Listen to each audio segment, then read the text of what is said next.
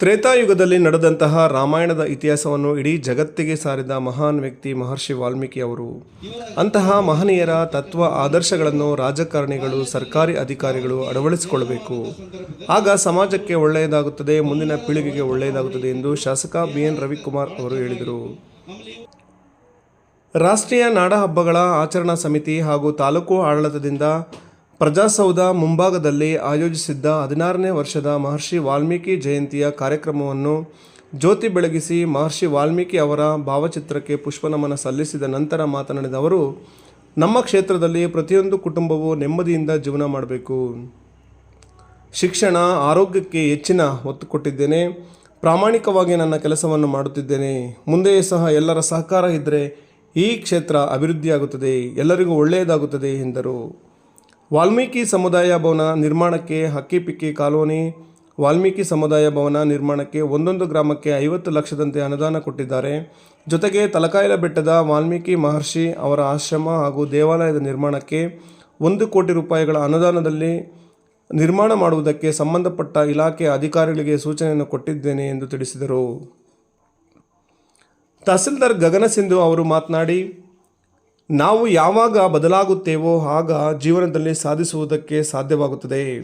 ಬದಲಾಗದೇ ಇದ್ದರೆ ಏನನ್ನೂ ಸಾಧಿಸಲು ಸಾಧ್ಯವಾಗುವುದಿಲ್ಲ.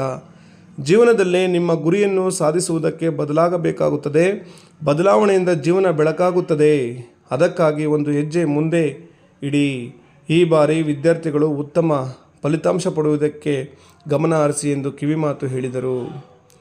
SSLC ಹಾಗೂ PUCಯಲ್ಲಿ ಉತ್ತಮ ಅಂಕ ಗಳಿಸಿರುವ ಸುಮಾರು 90ಕ್ಕೂ ಹೆಚ್ಚು ವಿದ್ಯಾರ್ಥಿಗಳನ್ನು ತಾಲೂಕು ಆಡಳಿತದಿಂದ ಸನ್ಮಾನಿಸಿ ಅಭಿನಂದನಾ ಪತ್ರವನ್ನು ವಿತರಿಸಲಾಯಿತು.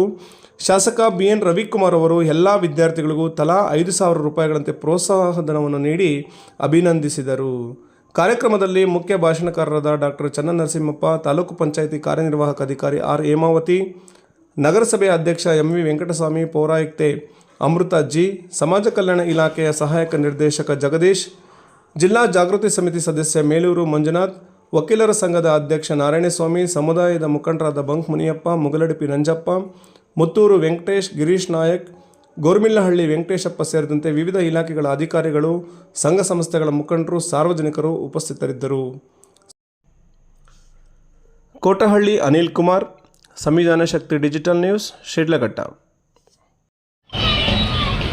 ನಾವು ಇತಿಹಾಸವನ್ನು ನೋಡಿದಾಗ ಏನಿವತ್ತು ಕಲಿಯುಗ, ದ್ವಾಪರಯುಗ, ತ್ರೇತಾಯುಗ, ಈ ತ್ರೇತಾಯುಗದಲ್ಲಿ ನಡೆದಂಥ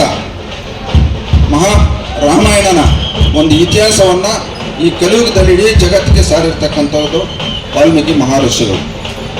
ಈ ಮಹನೀಯರ ತತ್ವ ಆದರ್ಶಗಳನ್ನು ಪ್ರತಿಯೊಬ್ಬರು ರಾಜಕಾರಣಿಗಳು ಮತ್ತು ಸರ್ಕಾರಿ ಅಧಿಕಾರಿಗಳು ಅಳವಡಿಸ್ಕೊಂಡಾಗ ಸಮಾಜಕ್ಕೆ ಒಳ್ಳೆಯದಾಗ್ತದೆ, ಮುಂದಿನ ಪೀಳಿಗೆಗೆ ಒಳ್ಳೆಯದಾಗ್ತದೆ ಅಂತ ಈ ಸಂದರ್ಭದಲ್ಲಿ ನಾನು ಹೇಳಕ್ಕೆ ಬಯಸ್ತೇನೆ.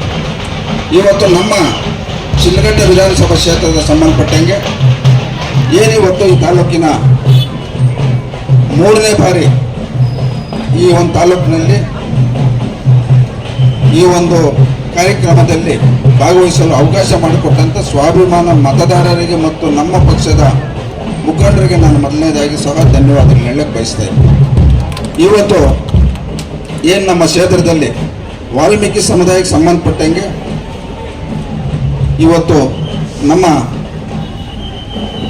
ರಾಜ್ಯದ ಮುಖ್ಯಮಂತ್ರಿಗಳು, ಎಲ್ಲ ಶಾಸಕರು, JDS ಪಕ್ಷದ ಮತ್ತು BJP ಪಕ್ಷದ ಶಾಸಕರಿಗೆ 25 ಮತ್ತು ಹಕ್ಕಿಪಿಕ್ಕಿ ಕಾಲೋನಿಗೆ ವಾಲ್ಮೀಕಿ ಸಮುದಾಯಕ್ಕೆ ಕಟ್ಟಲಿಕ್ಕೆ ಒಂದೊಂದು ಗ್ರಾಮಕ್ಕೆ 50 ಲಕ್ಷ ಅನುದಾನವನ್ನು ಕೊಟ್ಟಿದ್ದಾರೆ.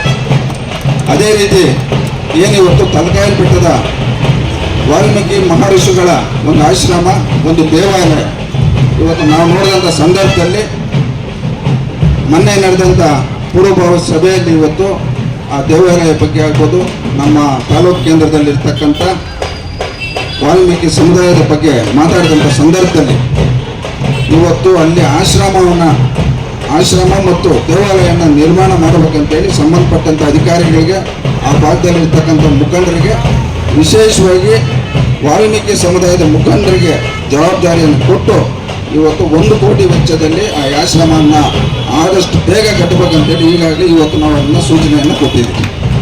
ಇವತ್ತು ನಮ್ಮ ಜವಾಬ್ದಾರಿ ಈ ಕ್ಷೇತ್ರದಲ್ಲಿ ಪ್ರತಿಯೊಂದು ಕುಟುಂಬ ನೆಮ್ಮದಿಯಿಂದ ಜೀವನ ಮಾಡಬೇಕು, ಶಿಕ್ಷಣ ಆರೋಗ್ಯಕ್ಕೆ ಹೆಚ್ಚಿನ ಒತ್ತನ್ನು ಕೊಡಬೇಕು ಅನ್ನೋ ಉದ್ದೇಶದಿಂದ ಇವತ್ತು ನಾವು ಈ ಕ್ಷೇತ್ರದಲ್ಲಿ ಪ್ರಾಮಾಣಿಕತೆಯಿಂದ ನಮ್ಮ ಕೆಲಸವನ್ನು ನಾವು ಮಾಡ್ತಾ ಇದ್ದೀವಿ. ತಮ್ಮೆಲ್ಲರ ಸಹಕಾರ ಮುಂದೆ ಇದ್ದರೆ ಈ ಕ್ಷೇತ್ರಕ್ಕೆ ಒಳ್ಳೆಯದಾಗ್ತದೆ, ಈ ಕ್ಷೇತ್ರ ಅಭಿವೃದ್ಧಿ ಆಗ್ತದೆ, ಈ ಕ್ಷೇತ್ರದಲ್ಲಿ ನೆಮ್ಮದಿಯಿಂದ ಎಲ್ಲರೂ ಜೀವನ ಮಾಡ್ತಾರೆ ಅಂತ ಹೇಳ್ತಾ, ಏನಿವತ್ತು ವಾಲ್ಮೀಕಿ ಮಹರ್ಷಿಗಳ ಜಯಂತಿಯನ್ನು ಇವತ್ತು ಅಚ್ಚುಕಟ್ಟಾಗಿ ನೆರವೇರಿಸಿಕೊಟ್ಟಂಥ ತಾಲೂಕಿನ ಎಲ್ಲ ಇಲಾಖೆ ಅಧಿಕಾರಿಗಳಿಗೂ ಮತ್ತು ಆ ಸಮುದಾಯದ ಎಲ್ಲ ಮುಖಂಡರಿಗೂ ನಾನು ಈ ವೇದಿಕೆ ಮುಖಾಂತರ ಅವರೆಲ್ಲರಿಗೂ ಧನ್ಯವಾದಗಳು ಹೇಳ್ತಾ ಈ ಕಾರ್ಯಕ್ರಮವನ್ನು ನೆರವೇರಿಸಿಕೊಟ್ಟಂತ ಎಲ್ರಿಗೂ ಹೊಂದಿಸ್ತಾ ನನ್ನ ಮಾತನ್ನು ಎಲ್ಲ ಸ್ಟೂಡೆಂಟ್ಸ್ಗೂ ಅದೇ ಮಾರ್ಗದರ್ಶಿ ಆಗಿರಬೇಕು. ನಾವು ಯಾವಾಗ ಬದಲಾಗ್ತೀವೋ ಅವಾಗಲೇ ಜೀವನದಲ್ಲಿ ಏನಾದ್ರು ಸಾಧಿಸೋದಕ್ಕೆ ಸಾಧ್ಯ ಆಗುತ್ತೆ. ನಾವು ಬದಲಾಗದಿರೆ ಹೀಗೆ ಇರ್ತೀವಂದ್ರೆ ಏನು ಮಾಡೋದಕ್ಕಾಗಲ್ಲ. ಸೊ ಇವತ್ತು ಪ್ರತಿಭಾ ಪುರಸ್ಕಾರಕ್ಕೆ ಬಂದಿರೋ ಎಲ್ಲ ವಿದ್ಯಾರ್ಥಿಗಳಿಗೆ ಅದೇ ಹೇಳಕ್ ಇಷ್ಟಪಡ್ತೀನಿ. ಜೀವನದಲ್ಲಿ ನಿಮ್ಗೆ ಏನ್ ಬೇಕೋ ಅದು ಸಾಧಿಸೋದಕ್ಕೆ ನೀವು ಸ್ವಲ್ಪ ಬದಲಾಗಬೇಕಾಗುತ್ತೆ. ಆ ಬದಲಾವಣೆಯಿಂದ ನಿಮ್ ಜೀವನ ಬೆಳಗೋದಾಗಿದ್ರೆ ಆ ಬದಲಾವಣೆಗೆ ಯಾವತ್ತೂ ಹಿಂದೇಟ್ ಹಾಕ್ತಾರೆ, ಒಂದ್ ಹೆಜ್ಜೆ ಮುಂದೆ ಇಡಿ ಅಂತ ಹೇಳೋದಕ್ಕೆ ಬಯಸ್ತೀನಿ. ಮತ್ತೆ ಶಿಡ್ಲಘಟ್ಟ ತಾಲೂಕಲ್ಲಿ ನಿಮ್ದು ಎಲ್ಲರದು 100% ರಿಸಲ್ಟ್ಸ್ ಬರ್ಬೇಕಂತಾನು ಕೇಳ್ಕೊತೀನಿ. ಎಲ್ಲರಿಗೂ ಮಹರ್ಷಿ ವಾಲ್ಮೀಕಿ ಜಯಂತಿಯ ಶುಭಾಶಯಗಳು. ಅಂತಕ್ಕಂಥ ಒಬ್ಬ ರಾಜ ಸಂಸ್ಥಾನದ ರಾಜ ಇವರ ಆಸ್ಥಾನಕ್ಕೆ ಭೇಟಿ ನೀಡ್ತಾರೆ. ಅವರು ಭೇಟಿ ಸಲುವಾಗಿ ಭೂಪ್ರದೇಶ ಮಾಡ್ತಕ್ಕಂಥ ಸಂದರ್ಭದಲ್ಲಿ ಈ ವಾಲ್ಮೀಕಿ ಅವರ ಪೂರ್ವಜನರ ಆಶ್ರಮಕ್ಕೆ ಬಂದು ವಾಲ್ಮೀಕಿ ಯವನ ವ್ಯವಸ್ಥೆಯಲ್ಲಿರ್ತಕ್ಕಂಥ ವ್ಯಕ್ತಿಯನ್ನ ಗಮನಿಸ್ತಾರೆ. ಇವರ ಬಲಾಢ್ಯ, ಇವರ ಶಕ್ತಿಯುತ, ಅವರ ವೇದಿಕೆ ಕಡೆ ಬರಬೇಕು ಅಂತ ಮನವಿಯನ್ನು ಮಾಡ್ತಾರೆ.